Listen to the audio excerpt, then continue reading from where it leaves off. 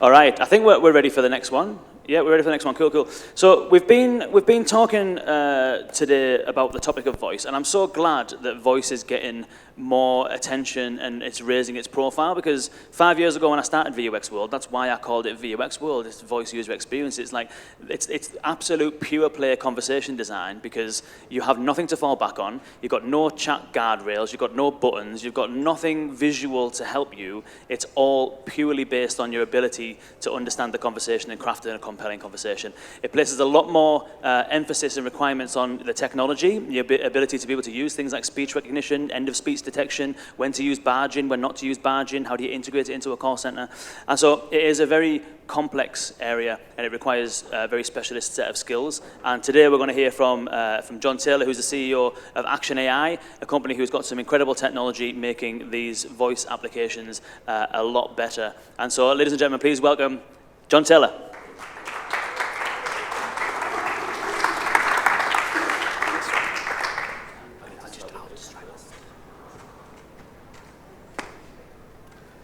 Thanks very much, Kane. Oh, gosh, it's quite loud. Afternoon, everybody. Yeah, I'm John Taylor. I'm the CEO of Action AI. I'll just tell you a little bit about our company before I talk about why I'm really here, which is to talk about conversational voice dynamics. So Action AI has been going about 7 years.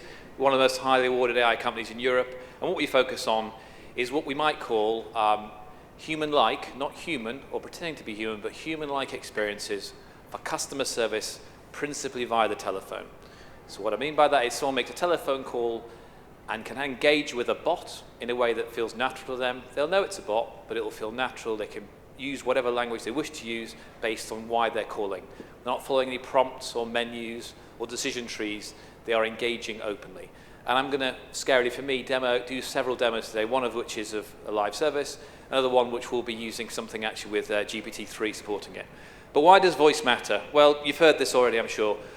Voice is not going away from a customer service perspective. You can see, if you can see the graph there, it's still about 70% of all contacts, and it's expensive. It's difficult to handle.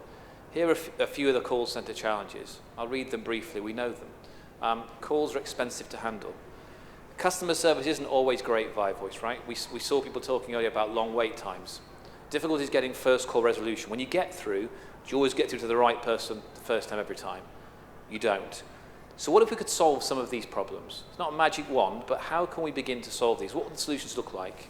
Well, they might look like automated services that answered immediately and understood you wherever you started your conversation. Customers are never wrong, so the way in which they wish to communicate is where we start. It's inductive. How do people communicate? Not how do we wish them to communicate, how do they communicate? And a lot of business plans are written around ROI based on cost reductions, which is fine, but often misses the key trade-off. How do we avoid a trade-off between customer satisfaction and cost savings? Because typically, in customer service, has been where costs go down, so does CSAT. So how do we kind of square that circle, that old circle?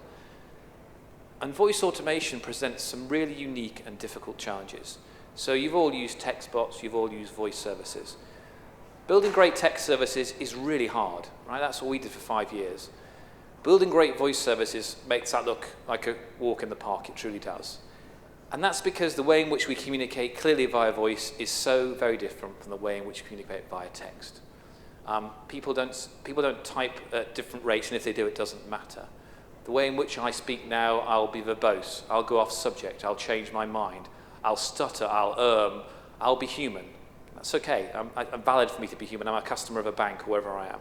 So how on earth do we begin to support those features? So what I'm going to do today, anyway, is unpack a few of these, what I call voice dynamics, but really just components of voice conversation that we as humans obviously use beautifully. You are all beautifully expert in language, as you all know you are. Bots rarely are. So how on earth do we bridge that divide, and what are we going to do? So what I'll do is I'll make a phone call. I'm going to use this microphone. I've not done this before. So I'm hoping this microphone picks up me and the bot. Otherwise, it'll be a very strange conversation you hear, me asking questions in dead silence, or a bot answering questions you don't hear. So we'll give that a go. But I'm just going to make a phone call. I'll show you some data I'm going to use first. So excuse my moving around. It should work. So briefly, this is a service that was built for business owners to interrogate their business bank accounts, so banks, but also their accounting software. So imagine you're trying to manage your cash flow. How much cash have I got? has Bob paid me yet? What about them? It's that kind of tool. And if I try and show you the data I'm going to be talking to, it'll give you a sense. So I don't know if you probably can't see it at the back, but all it is a very dull presentation of data that I'm going to use here. It shows the business's current account, it shows their savings account. This company's got suppliers who they pay, and it's got customers who they hope pay them. That's all this is. So I'll give it a call, you'll hear it talk to me, and we'll see how it goes. This will be a fun first.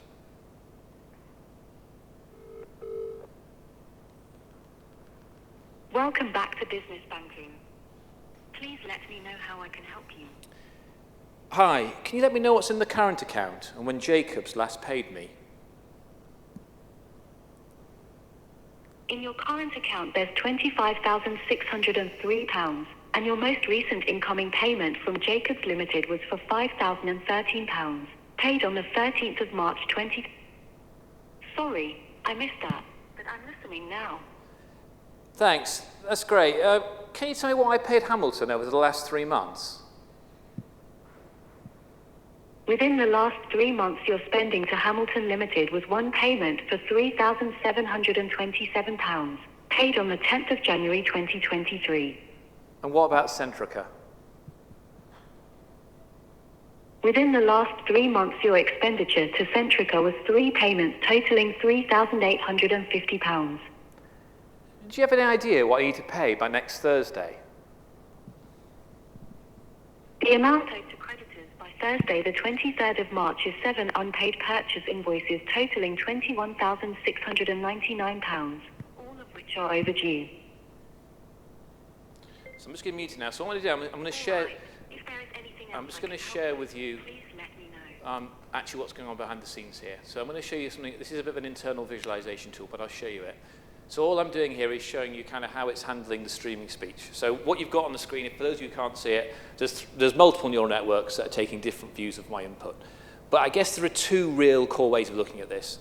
There's what I say semantically. So if I call and say, I'm just calling to check, well, as humans, we have a sense that probably something's coming, right? Maybe not definitely, but probably, even if I've gone quiet. So there's kind of a content part of this. But then there's also the prosody, the acoustics, my rhythm of speech, what I'm saying. And at a very high level, they're kind of 2 core aspects of how we deal with voice. So when has someone really finished what they're saying? When should we process their response? How long should we wait? And how do we handle that? So what I'll do is I'll talk some more, but you'll see things happening on this screen, and we'll hope this microphone joy keeps working. I'll just unmute it.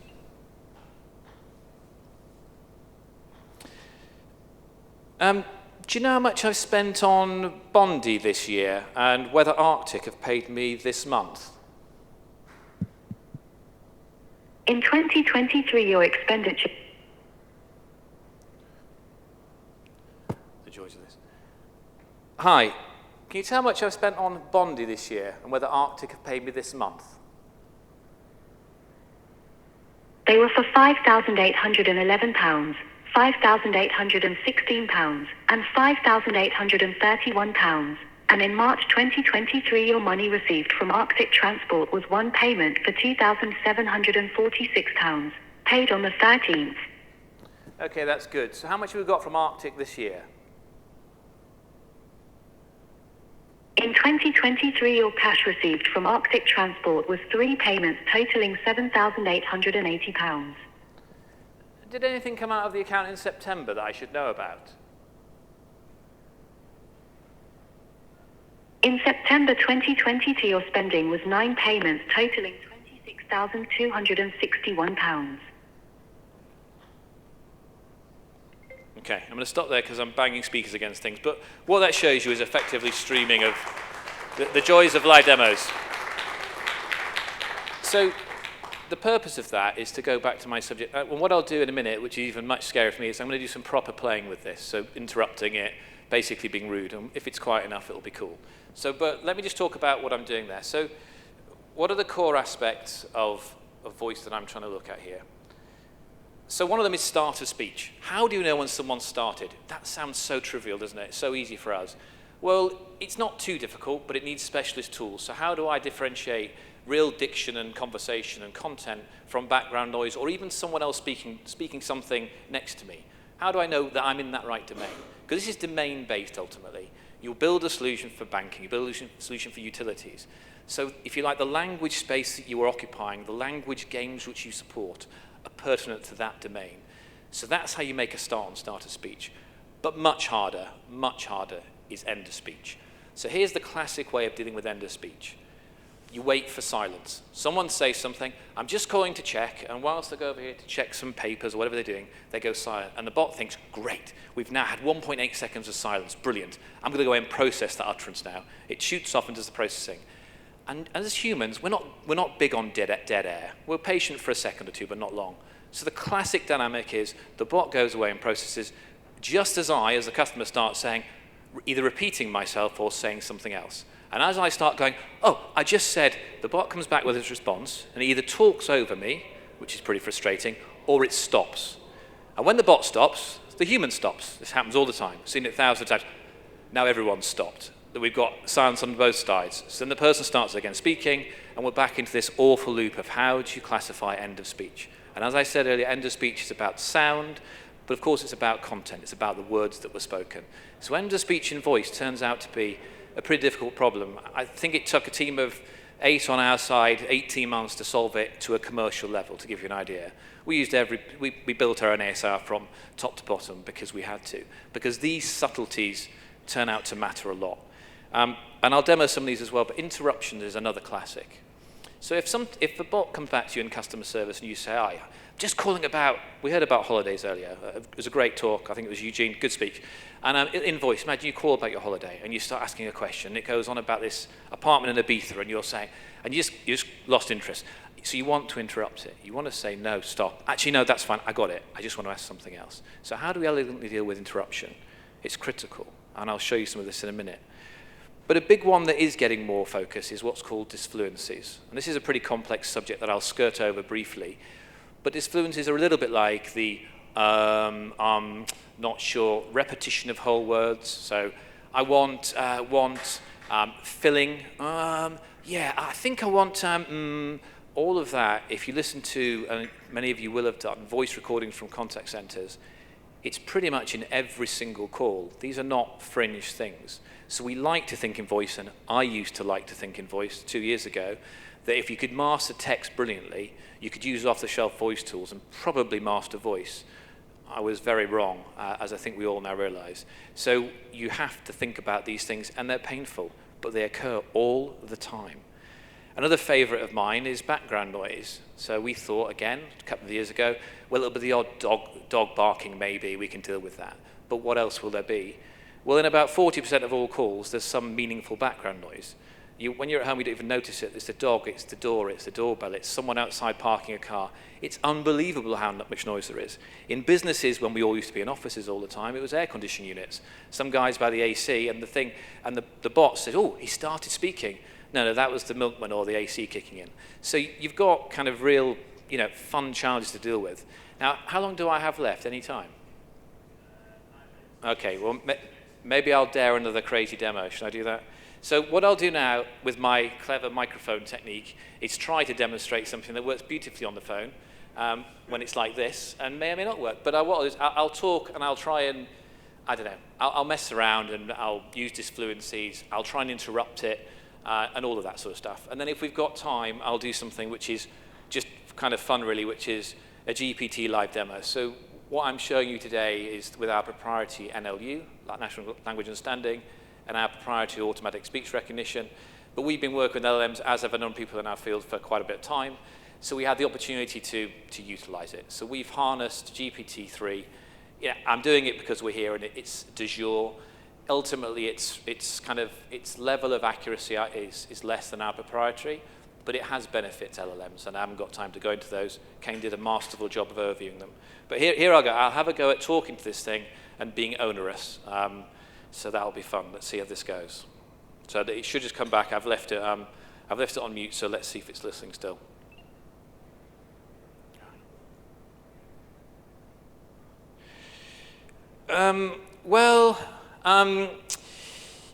When did Bondi last pay me?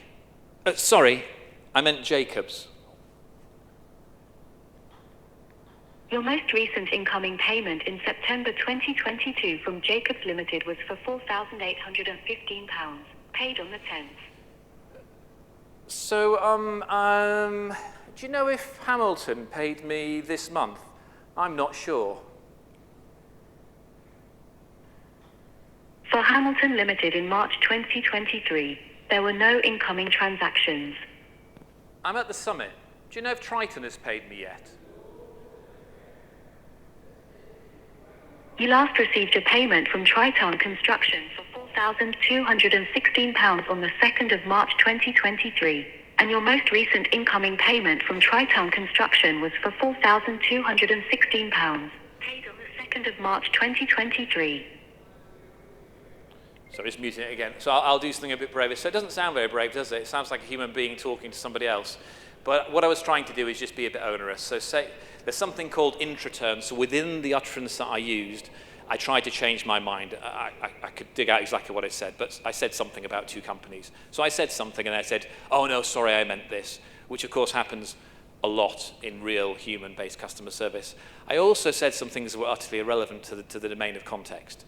So I just, because we're at a conference, I mentioned the summit. I could have said other things. But if I call this service and say, oh, you know, I'm at the Eiffel Tower, isn't it lovely today? And Edinburgh was nice last week. Has Thingy paid me yet? Well, you know, it's a bot, it's not human. So it's not going to start talking to me about how it had a lovely time in Paris and it got engaged there and how romantic the city is, nice as that may be. But what it might do, and what it will do, is say, okay, no problem. I can help you with that transfer or tell you about that payment. So when we boil these things down, it's about fit for purpose in the particular domain. You know, we're not boiling the ocean of language here. If you call the service that we power in banking and try and book a skiing holiday, it's probably not going to go particularly well. Because if you call your bank and try and book a skiing holiday, you might have the same experience. So it's trying to be, if you like, uniquely competent to that domain. And one thing I would say is that meaning's established through turns.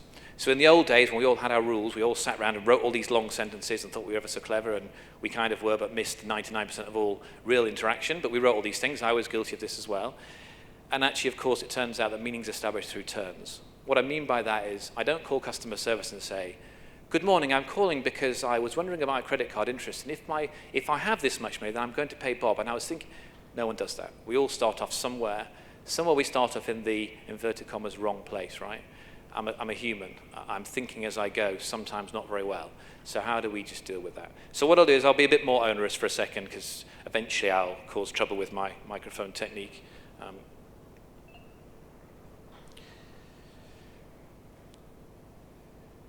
When did I last get paid by Pegasus, and how much do I owe Hamilton? Your most recent incoming payment from Pegasus was for £1,290. Got it. What about when Hamilton last paid me?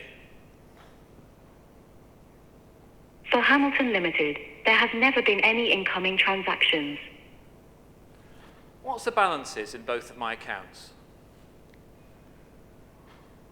In your current account, there's £25,600. Sorry, just let me know about my current account. In your current account, you have £25,603. What's going on with my balance? In your current account, you currently have £25,603.